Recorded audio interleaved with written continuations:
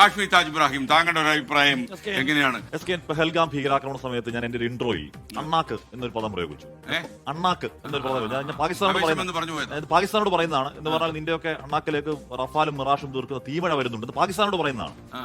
അത് ഒരുപാട് വൈറലായ, ഒരുപാട് ഷെയർ ചെയ്യപ്പെട്ട, എനിക്ക് ഒരുപാട് അപ്രീസിയേഷൻ കിട്ടിയ ഇൻട്രോ കൂടിയായിരുന്നു. പക്ഷേ അത് കഴിഞ്ഞപ്പോൾ എൻ്റെ ഒരു മലയാള അധ്യാപകൻ, എന്നെ സ്കൂളിൽ പഠിപ്പിച്ച മലയാള അധ്യാപകനടക്കം ഒരു 3-4 പേരെങ്കിലും മുതിർന്ന ആൾക്കാരാണ്, അവർ വിളിച്ച് ഒരു പൊതുസമൂഹത്തിൽ അണ്ണാക്ക് എന്ന പദമൊക്കെ പ്രയോഗിക്കുന്നത് ശരിയാണോ ഹാഷ്മി എന്ന് ചോദിച്ചു.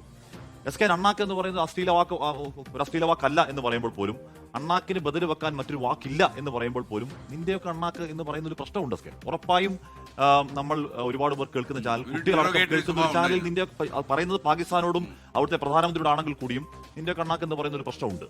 ആ പ്രശ്നമുള്ള തിരിച്ചറിയുന്നത് പ്രത്യേകിച്ച് ഉത്തരവാദിത്തപ്പെട്ട സ്ഥാനങ്ങളിൽ ഇരിക്കുന്നവർ അത്തരം പ്രയോഗങ്ങൾ നടത്തുമ്പോൾ, അല്ലെങ്കിൽ ഇത്തരം ഡിറൈവേഡ് പ്രയോഗങ്ങൾ നടത്തുമ്പോൾ അവർക്കതിൽ കൂടുതൽ ഉത്തരവാദിത്തമുണ്ട്.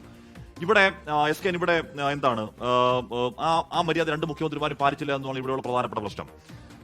ഒരു സിനിമ ഡയലോഗ്, ഇപ്പം നരസിംഹം സിനിമയിൽ ഒരു സിനിമ ഡയലോഗ് അവലംബമാക്കിയാണ് നീ പോ മോനെ ദിനേശ എന്ന് പറഞ്ഞിട്ട് നീ പോ മോനെ വിജയൻ എന്ന പദാവലി ഈ പറഞ്ഞ രേവന്ത് റെഡ്ഡി ആവർത്തിക്കുന്നത്. അതിന് ഡാഷ് മോനെ രേവന്ത് എന്നുള്ള മറുപടിയും വന്നു.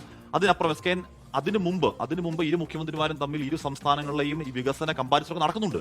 എന്തുപോലെ എക്സിലടക്കം ഈ പറഞ്ഞ 7 പേജുള്ള കത്തുകൾ അടക്കം പുറത്തുവിട്ടുകൊണ്ട് ഇരു സംസ്ഥാനങ്ങളിലെയും എന്താണ് തെലങ്കാനയിൽ 1 ട്രില്യൺ എക്കോണമി, അവിടുത്തെ പെർ ക്യാപിറ്റ ആളോഹരി വരുമാനം, കേരളത്തിലെ വികസനം, അവിടുത്തെ പെൻഷൻ മുടങ്ങിയതിനെതിരെ അവിടുത്തെ പെൻഷനേഴ്സ് കോടതിയിലേക്ക് പോയത്, കോടതിയുടെ തീരുമാനമടക്കം മുഖ്യമന്ത്രി അടക്കം വളരെ മനോഹരമായി ഒരു വികസന സംവാദം നടന്നുകൊണ്ടിരിക്കുന്നതിന്റെ ക്ലൈമാക്സിലാണ് ഈ പറയുന്ന രണ്ടുപേരും പറഞ്ഞുകൂടാത്ത ബിലോ ദ ബെൽറ്റ് ആരോപണങ്ങൾ ഉറപ്പായും അവിടെ ഉണ്ടാവുന്നത്. അത് കുറച്ചുകൂടി എന്ന് പറഞ്ഞാൽ അതൊരു ഒന്നാമത്തെ കാര്യം, കേരളവും തെലങ്കാനയും തമ്മിൽ വികസനത്തിൽ താരതമ്യമില്ല. ഒന്നാമത്തെ കാര്യം എന്ന് പറഞ്ഞാൽ തെലങ്കാന എന്ന് പറഞ്ഞാൽ അത് ഉണ്ടായിട്ട് 12 വർഷം മാത്രമായ ഒരു സംസ്ഥാനമാണ്. 20 മാസം മാത്രം പ്രായമുള്ള മുഖ്യമന്ത്രിയാണ് രേവന്ത് റെഡ്ഡി. ആ അർത്ഥത്തിൽ മാത്രമല്ല കേരളവും തെലങ്കാനയും ഒരു കമ്പാരിസണും ഇല്ല വികസന കാര്യത്തിൽ. അത് ആ ചർച്ച രേവന്ത് റെഡ്ഡി തുടങ്ങി വെച്ചത് തന്നെ അപക്വമാണ്. മാത്രമല്ല ഈ പ്രയോഗം നടത്തിയത് അങ്ങേയറ്റം അപക്വമാണ്.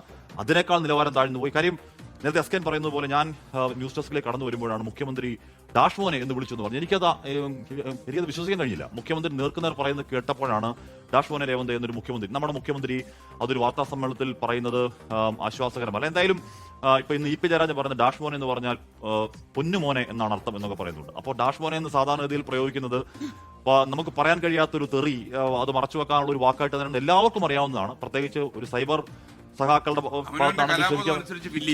എന്നുള്ളതാണ്. അപ്പൊ ക്ഷമിക്കാമായിരുന്നു. പക്ഷെ മുഖ്യമന്ത്രി പറയുന്നത് ശരിയല്ല. എന്തായാലും ഈ തെരഞ്ഞെടുപ്പിൽ വാവിട്ട വാക്കുകൾ ഒരുപാട് കണ്ടു.